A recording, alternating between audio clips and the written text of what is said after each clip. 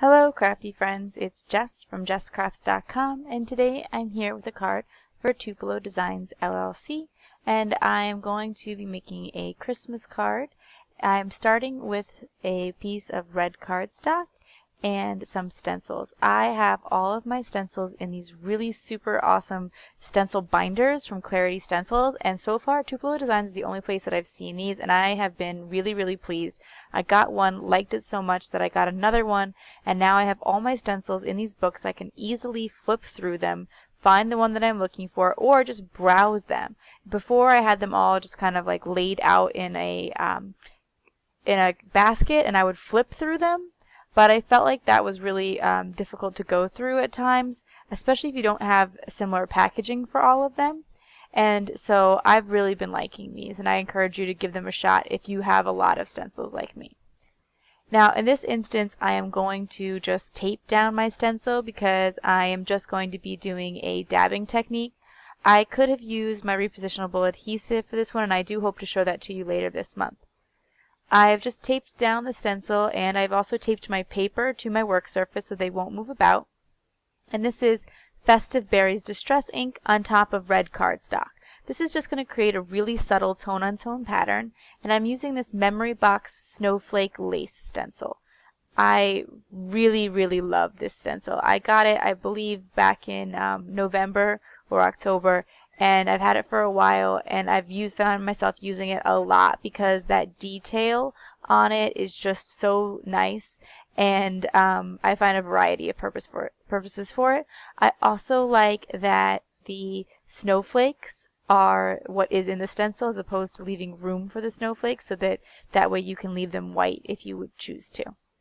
Once I had that, I am ready to start adding my tree.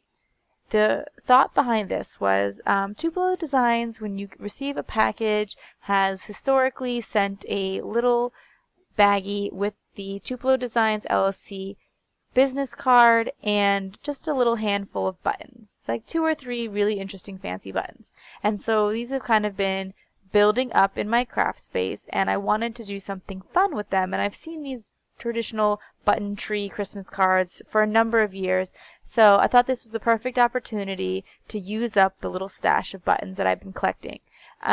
Tupelo Designs also has a lot of embellishments for sale, so if you didn't have a collection already, you could go and browse their selection of different embellishments to create a similar tree. I have just been kind of playing around with the buttons, moving them about, seeing how they look. I decided to go with that little sparkly bell for the top as well, as that's kind of fun.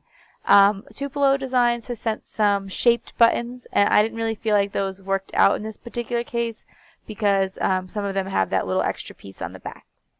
So once I had some flat buttons in a general tree shape, I kind of thought, well, you know, instead of adding my sentiment along the bottom, I could incorporate my sentiment into the tree itself. And I picked this scripty Merry Christmas from the Lawn Fawn stamp set that you can see toboggan together, and I really like how small the sentiment is, yet it's the perfect size for a card. So it's interesting enough, adds some weight, but it's nice and thin too, and so it doesn't dominate the card. Once I had that laid out, I'm going to rearrange my buttons the way that I like them, and I'm going to be attaching them with some glue dots. Glue dots are an excellent adhesive for buttons, but if you didn't have those, something like if you had super glue on hand, tacky glue, hot glue, all of that would do. Multimedia matte would probably do a pretty good job. And here I have a mixture of plastic buttons and also metal buttons. And the glue dots were fine for both of those.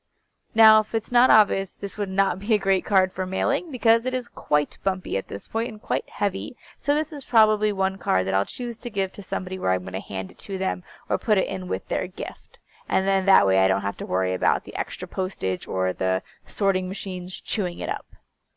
At first I thought that maybe I should only use off-white or white and not combining them both, but I found that it just creates a really fun eclectic look if you just kind of go with whatever you have. Like there's only one sparkly button and only one metal button, but it still all looks really fun together.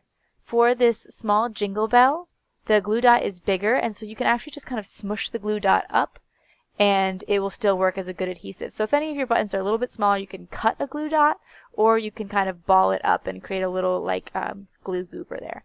So once I have them all attached, that's it for my card today.